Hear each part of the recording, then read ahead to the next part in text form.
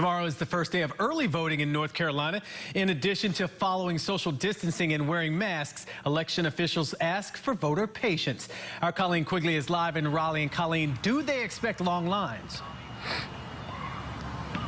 Yeah, Marius, they do, because especially when you consider election officials tell me most of North Carolina's voters typically vote during this early voting period, which is from tomorrow through Halloween. So I want to walk you through some helpful hints to keep in mind if you plan on voting early.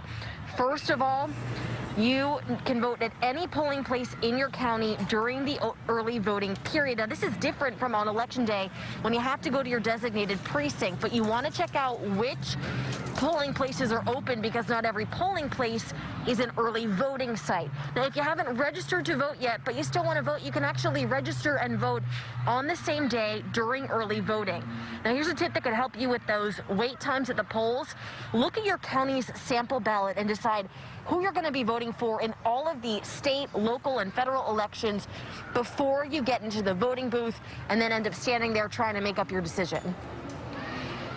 A lot of contests, and that certainly can be a bottleneck in terms of getting people through the process. The other thing I would strongly suggest is be patient. There's a lot of interest in voting this election.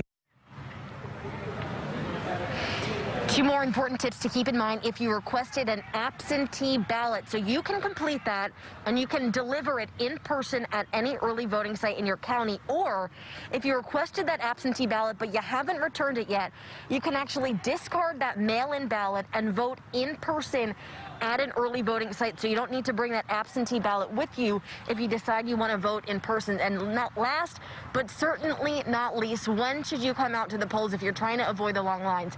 Typically, I'm told the first and last few days are the busiest, and that you should avoid coming at lunchtime during the week, but business hours are good. So weekday business hours, but not lunchtime. Best time to head out to the polls if you're trying to vote early in person.